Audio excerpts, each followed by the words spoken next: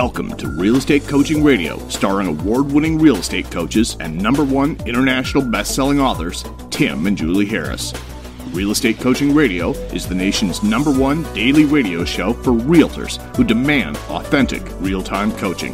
Get ready for fluff-free, unfiltered, full-strength honesty about what's truly working to get you into action, helping others, and making money now in today's real estate market. Now to our hosts, Tim and Julie Harris. Hey, we're back. Welcome to Friday, June the 12th. We're going to have a bit of a lighthearted show today. There's not really a lot of real estate news, and, so we get to talk about a bunch of sort of slightly off, the mark topics, which is always a little bit more interesting for us and hopefully for all the tens of thousands of you that listen to us every day.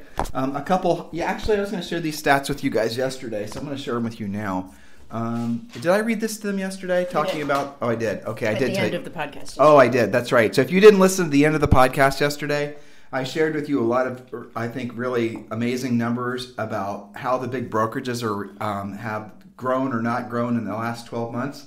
And by big brokerages, I mean like Home Services and Realogy and Remax and Keller Williams and EXP. Looking at the different numbers and looking at the trajectory of where direction these companies are going, it's absolutely shocking the difference between what EXP's growth curve is and what everyone else's growth curve is.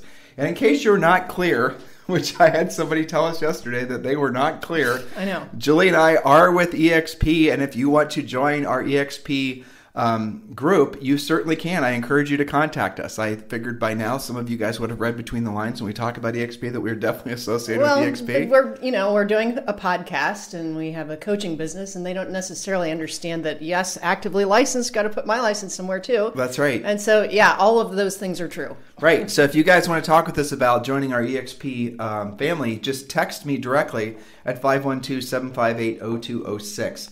All right, so Julie, do you want to talk about some of the craziness that's going on in the news, or do you just want to sort of maybe skip it and just focus on that? Okay. We can start with some housing stuff to just kind of ramp them into the weirder things. But, so Realtor.com, and let's see, there's a housing market recovery index now. So, a lot of people are saying, how will you really know if we're in a housing recovery? What are the actual matrices? So, Realtor.com on Thursday released a new way to track the progress of the housing market amid the COVID-19 pandemic. It is called the Housing Market Recovery Index. And there are 4 different things that go into this index. All right, so in the U.S., the weekly index value is calculated as a weighted composite of 4 important components, including housing demand. That's based on Realtor.com online search activity. Only 10% of the index is based on that, so that's demand. Then you have home prices based on median list prices. That's 30% of it. Housing supply based on new listings. That's 30%. And the pace of sales, how quickly things are actually going to contract, based on median days on the market. That's 30%. So it's interesting that they have all these mixed things to watch, and they're not just saying, all right, well, we're going to base it just on how many new listings. They're blending it so that they've got some kind of way to track it, okay? So you can read up more about that on a Housing Wire article.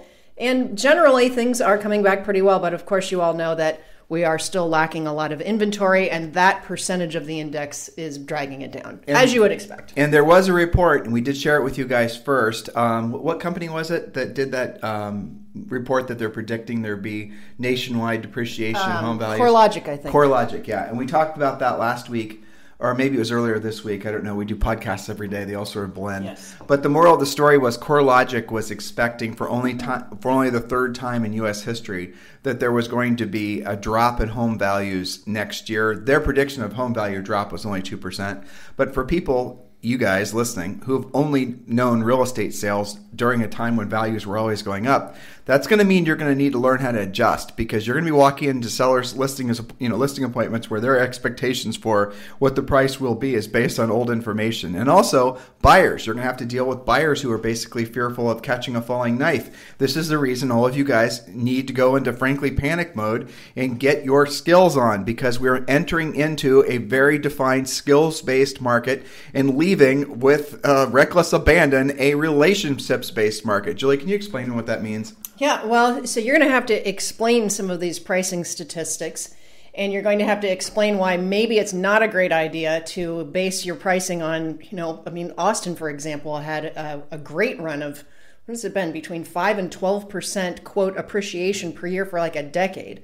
Well, so you're going to have to explain how this year you don't just get to throw 12% on the top and expect to get it. That's right. And do that in such a way that you're also not losing the listing over it. So your skills are going to be more important than relationships. The relationship might get you the opportunity, but the skill is going to make sure that you're the one that wins it. So let's say the undereducated, or let's say the more, let's call it slightly ill-informed. I'm trying to be nice with my words here.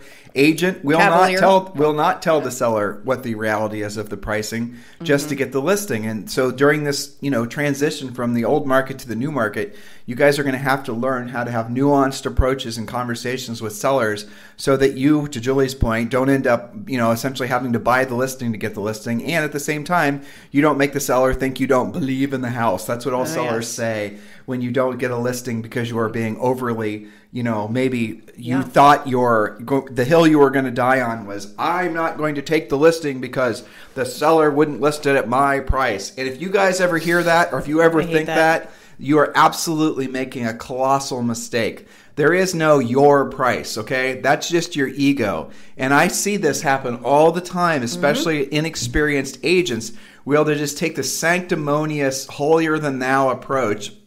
And then they go on Facebook in other real estate groups, and then they almost brag about it. Yeah, and they virtue signal to fellow realtors that they're somehow, not going to put an overpriced house in the market, and it's like, hello. Okay, so let's say, for example, there was an agent that had the skill set to deal with the seller's emotions. And maybe the seller's emotions would have been placated had they just listed the house for a little bit overpriced for a short period of time. And there's lots of scripts to go with that. Mr. Seller, I absolutely understand why you think your house is worth more than what the market is telling us. I completely understand. I mean, now that I've been in it, it's a wonderful house. I completely believe in your house. And there is a possibility that there'll be a buyer that also believes in it at that offering price. So let's do this. Let's list the house at the price that you feel comfortable. And after 2 weeks or 10 showings, whichever comes first, we can reposition the house in the market so that it correctly reflects the buyer's expectations. That is a script. That is what you're going to need to say. That is what you're going to need to learn how to think. You're not lying to the seller about the value of the house. You're not beating the seller with your CMA saying, I'm right, you're wrong, which is the inexperienced, ignoramus way of basically approaching that. What you're doing is you're giving the seller something that you're letting them try their price. And you know what? Miracle of miracle, you might not be right about your price. Your CMA might be wrong. Well, especially in a changing market where there's still low inventory, you might, for a while, have a shot of actually selling it for that. But again, the point here is that you're not losing the listing over, dying on that hill. You're still getting it, and you're still, quote, believing in the house and believing in what the seller wants to do within reason. You don't want to go massively overpriced. Right. And rolling the dice. Now, it's interesting, Tim, that you use that exact script because I think that we've done that 3 or 4 times in Premier Coaching already this week because the higher end stuff isn't moving like it was. The condo market isn't moving like it was. And typically that's where it starts and then trickles down into the rest of it. The other thing that these guys have to watch with their skills is that, that CoreLogic report was saying that the blended depreciation or price flattening would be between 1% and 2%. That's countrywide, right? In that same article, it said places like Phoenix and Vegas and Miami may suffer 7 or 8% decline. So you're going to have to know your own exact stats, not just in your town, but in the neighborhood for your subject properties. This is why we say you're entering into a skills-based market. And this is where I'll tell you the agents that suffer the most are the agents that are reliant on buying leads and centers of influence and past clients, which, by the way, I know I just essentially described 100% of you.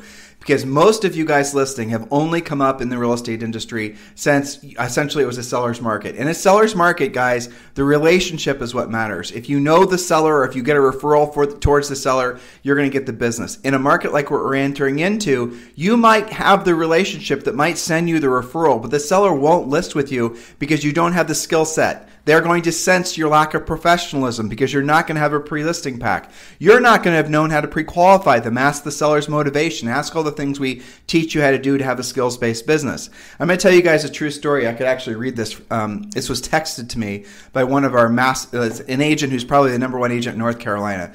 And he texted me and said, Tim, I now completely understand why you try to coach agents to understand the importance of being a listing agent. And the gist of it is he got a call, like a panicked series of texts from an agent who drove something like 90 minutes with their buyer to show a listing in his market that he just put for sale.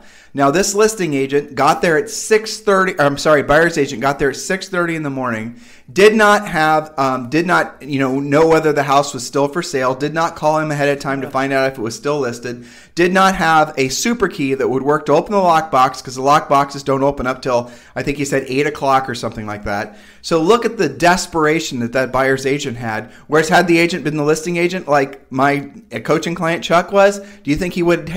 That's not the life of a listing agent. The life of a listing agent is calm, cool, control, and cash. And if you guys don't get that by now, you're going to get that, because the buyer's market is going to torture you, because these buyers are the first ones that basically drop out of the market. They're the ones that get the most nervous. They're the ones that say, I'll just stay renting. Or if they're an existing owner and they're not truly motivated to move up or whatever, they're not going to sell either. People are just going to cool their jets. This is the reason. If you guys you're coming out of your forced quarantines, and you're entering back into the market, and you're saying, I'm going to attack, and I'm going to attack. You're not knowing what to do, and you're going to do what you tried to do before the quarantine, and you're going to go chase buyers and buyer leads. You're going to starve. That's what's going to happen. Use this time now to do the real work of real estate. Make yourself uncomfortable. Learn to be a proactive lead generator, and absolutely start learning how to do the things we teach you how to do. We teach you how to go after 20 distinct sources of business that are all focused on taking listings. In the market that we're entering into, you have to be a listing agent. If you're looking for immediate action, I want you to do this. This is the simplest thing you can do, and it doesn't cost you anything. First of all, join the free coaching program that we've started offering at the beginning of the pandemic. Just text the word survival to 31996. Text the word survival to 31996. Go ahead and do that now. Text the word survival to 31996. And when you do, we're going to text you back a link that allows you to join the free coaching program. Within the free coaching program is the 90-day massive action plan. Julie, can you describe to them what that is? Yeah, so the 90-day massive action plan first takes your temperature to see where you are right now. What has your production been so far? What have you saved? What's your track record for listings and buyer sides? How are you doing? And then it makes you figure out what you have to earn for the rest of the year. What would be nice based on your goals to earn for the rest of the year, divided by your personal net average commission, will tell you how many transactions you need to do and what you've got to do in the next 90 days to do it. And then it forces you into time management, looking at your schedule. What are your sources of business going to be? How many contacts you got to make per day? And then your job is to execute the plan. Not to get ready to get started to do the plan, not to do the plan and then shove it in your desk, never to be looked at again, but to actually do what your plan says. And here, I'm going to tell you guys another mistake I see a lot of agents, they always make this, but especially now, is that they spend too much time, to Julie's point, getting ready to get started. You don't have time to learn and then try to earn. You have to learn while you're earning. Yeah. We want you to fumble into the market, forcing yourself to be uncomfortable, making mistakes, tripping over your words, being uncomfortable, and the pressure of not being embarrassed or rejected will force you to learn faster. The worst thing you can do right now is use the next few months to learn, and then you're going to go out there and do the real work of real estate. Don't do that. You don't have the luxury of time. Unless you're sitting on a big backlog of cash, which I'm sure none of you are, and if you're planning on borrowing money to stay afloat, and if you guys stop screwing around, stop procrastinating. The number one thing all of you must be doing is taking action. Any action is better than sitting on your hands and hoping and praying. You've got to get into action. You have to prepare. Do you have another story, Julie? Well, and Tim, that's exactly why we have the daily coaching call. We help agents that are earning while they're learning while they're earning. And, oftentimes the cases on the call will be, I think I'm a little fish out of water. What do? I need help. What's the strategy? What's the script? How can you assist me? So that's why we have daily coaching. You're not there alone. And you get that for free with the free coaching program. Exactly. And please, existing Premier members, know that this is the free program is just a smidge of what you guys get. But again, the free coaching program is a great place for all of you guys to get back into massive action now. And here we have some good news, but we're going to sort of give you the counterbalance to this good news. Go ahead, Julie. Yes, so a little bit of good news here. Jobless claims fall to 1.5 million. That's still a lot of jobless claims, but as states process their backlogs, it was the 10th consecutive weekly decline and the lowest reading since the COVID-19 pandemic started shuttering schools and workplaces in mid-March. So continuing claims measuring the total number of people receiving unemployment benefits eased by 340,000, and it's still at about 21 million based on the Labor Department reports. Now, here's the thing. When you guys hear about all the jobless this and the jobless that, and they're trying to make it sound like occasionally that they're new jobs that are happening. They aren't new jobs that are happening.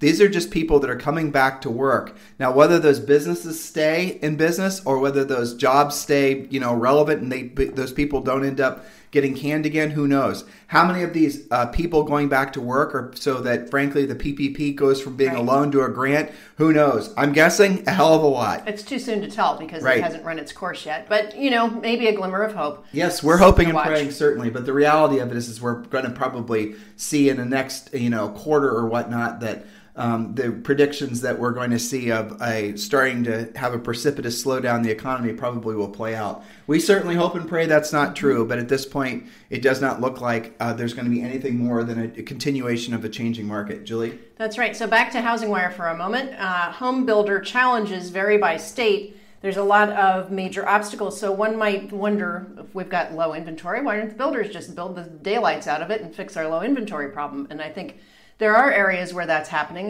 Las Vegas is full of tons and tons of new construction. Albuquerque, we have a coach that lives in Albuquerque, New Mexico. She reports lots of that.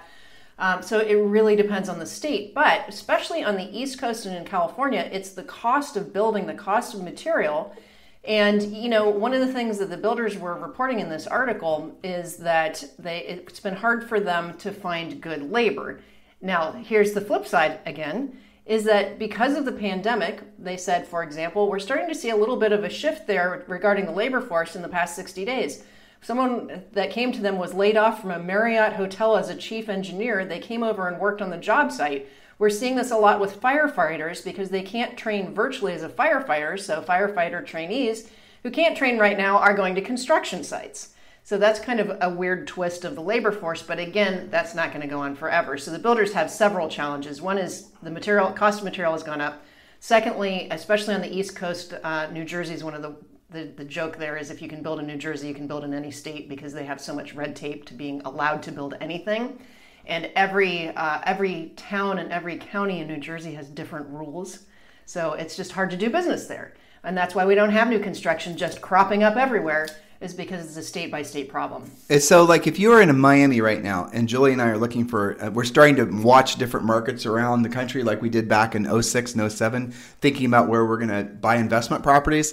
But we've been studying Miami, and specifically the condos that are down near the tourist zone, frankly. Because that gives us a lot of options. We can have a long-term tenant in there. We could stay in there. It could be a VRBO, all that good stuff. And I'll tell you what I'm seeing, and I don't know, we probably looked at a couple hundred, is that these properties are sitting on the market, oftentimes selling for, or they're asking the same that they were asking for 3-4 years ago. And I have news for you. If you're living in Miami, the price now is not, if your place has been for sale for a year or 2 years, or days on the market, or you're the third listing agent, the price is not what it sold for in 2017 or 2018. It's less. So you need to have a seller conversation where they're going to understand the importance of lowering the price now. You need to explain to them that they might be in a situation where the property is going to be worth a lot less next year if they don't actually cut prices. Because what's going to happen is it's only going to take a few sellers in each building to basically say, I've done waiting, dropping the prices, and then the dominoes start to fall. Do you agents know how to have those conversations, or are you trying to convince yourself, I don't want to be a listing agent, the properties don't sell? The properties do sell for the listing agents to know how to get them priced correctly so they'll sell. And you then have to go back and know how to pre-qualify your sellers. These are all the things that you're supposed to be learning in a new market like this. And guys, I have great news for you. Once you learn how to do the things we teach you to do in our coaching program, it's pretty damn straightforward. You're going to have the same conversation over and over and over again. We have created a system that you can follow. This system follows conversational outlines. It's based on asking questions, but everything's been created for you. Our coaching program is not just a big idea fest. We're going to tell you the latest and greatest, Facebook marketing idea. Our system is a literal turnkey real estate business system. By the way, for those of you who have not purchased our book, Harris Rules, this is the 12-month anniversary of the book. Did you realize that? I did. Yes. Yep. So I'm still feeling relieved that that's I know. all done. Yeah, I know. So I think there's around 400, I haven't looked in a long time, over 400 5-star reviews on Amazon. It's for sale at Barnes & Noble. We've seen it for sale everywhere. I think Barnes & Noble's reordering for the third time. So make sure you guys get the book, Harris Rules. The easiest way, obviously, is just to order it on Amazon. And our publisher did assure us that it's going to be coming out in audiobook form towards the end of the year. But don't wait for that. Get the book. Yeah. I've had so many of you have told us that you basically are building your business around the book in our coaching program. That's the reason we wrote it for you. That's the exact blueprint. Even though the book is green, we can call it the exact blueprint for your success. Yeah, it's a beautiful shade. Yeah, well, so here's what we aimed to do in the book is to alleviate some of the confusion and the overwhelm that agents on every level, whether you got your license yesterday or whether you've been in the business for 30 years, to alleviate some of that confusion and stress. You guys get all kinds of stuff thrown at you all the time. So Harris Rules are rules for things like generating business. What are the rules that you should follow? What about time management? Yes, you can be in control. So get that book today. It's going to really connect the dots for you in a lot of different ways. So, but the number one thing I hear from people who read the book and listen to our podcast is it gives them permission to start ignoring the stuff that they always suspected was crap in the first place. Yes. Well, I'm glad to hear that. Yeah. Because that was one of the aims. Right. Exactly. So what we do, guys, is we do clear the clutter. We make it so that you have laser focus, myopic laser focus on what it's going to take to make money in this market because of this market. So get the book, Harris Rules. Do you have any other stories? Well, another little glimmer of hope. An existing polio vaccine could help protect against coronavirus. This is one of the things that they're studying. And in fact, I haven't looked up all the facts on this yet, but it talks about how the polio vaccine actually protects kids in particular against a whole bunch of other stuff too that they've discovered. So they're like, well, if it works for all this stuff, maybe it'll work for coronavirus too. So that's kind of interesting. And then I had a little side article here. When it comes to outer space, America is back, and reading about the... this is what you love and what you hate? Well, it could be a what I love thing. Well, of course, it's not letting me open it because it was the wrong kind of format. But they were talking about how all the different innovations, right? The fact that using the SpaceX rocket is reusable. Before, you would take off and it would fall into the ocean, and that's literally watching millions and millions of dollars just, sink to the bottom of the sea, and now we have to go build a new one. But their stuff is reusable. That makes it a lot more efficient and less expensive. So that's I think it's pretty awesome. If you guys haven't, maybe one of these days, maybe on our Sunday podcast, I'll have Julie, or I'll have her do her Yoda voice because she is that much of a nerd. I need so warning on that one. she had the SpaceX launch pretty much live on her computer the entire day, waiting for it to take off. Yeah. But it's cool stuff. Really cool. But the reason it is interesting is from the sort of analytical, scientific, thing. But the other reason it's cool, amazing actually, is because one man essentially, Elon Musk. He did all that in 10 years. Yeah, from having the idea, I'm going to be able to do this, to actually launching it, and I also think it's a great American story. Also, well, I don't think I shared this in the podcast, but he was one of the founders of PayPal, and he sold, and another guy sold their PayPal, and I forget how much they sold it for. But Elon goes on to say that he basically put all the money down on three things: Solar City, Tesla cars, and SpaceX. And after he essentially invested all of his money in these three different companies, he didn't have enough money to pay his rent. I thought that was awesome. Well, and that's from, I can't remember the exact name of the book that we listened to on audiobook. I thought that was really interesting. There were a lot of things I didn't know, or maybe I just assumed about Elon Musk because he gets all, certain types of press, people talking about him. But that he really, that's a real story, in relatively recent times. Even though he's a gajillionaire now, he couldn't pay his rent. And he had like 20 different investors that bailed him out. And he called people and he's like, friends. Friends. He borrowed from friends He and borrowed family. from friends and family. I had no idea that was the case. I just assumed that, PayPal made him a multimillionaire and he ran with it. Yeah. I think he sold his portion for like $300 million and he invested in all these different companies or something like that. Yeah, but talking about thinking big. Yeah, well, there was an occurrence in like maybe the last 2 years where essentially there was a problem with Tesla's funding, and he was essentially all of this bad press, car sales were screwed up, all these things were happening, and supposedly the rumors going around that he put in a lot of his personal money to keep things going. I mean, he literally probably put himself back to zero again. Yeah. And then essentially he made a deal with the board that if he hit certain sales milestones, basically from him, being possessed about accomplishing goals with Tesla, that he would get certain incremental bonuses. And I believe the amount of money that he got in bonus from that essential almost crash in the last 2 years was to the point where he essentially has put it in an incredible trajectory, sort of like SpaceX, was close to $1 billion. That's amazing. Yeah, I mean, just the numbers alone of the ups and downs. And, that guy's obviously a risk taker and a big thinker. And I just think the whole thing's inspirational and patriotic, and what one person can do. And isn't he 50 or less? Yeah, he's in his 40s, isn't he? He's younger than us by a couple of years. Yeah. But here, just put this in perspective. So agents are listening to us right now. Mm-hmm. They're hearing us talk about this mythical Elon Musk, who is a contemporary to all of us, right? Yeah. And yet, some of you guys are afraid of calling a FSBO. I mean, if you're not all laughing, put that in perspective, right? If you're not all laughing at yourselves right now because of the irrational fear, it's all in your head. It is all made up. It's not real fear. I mean, think about what those astronauts were thinking as they were sitting on the pad ready to take off.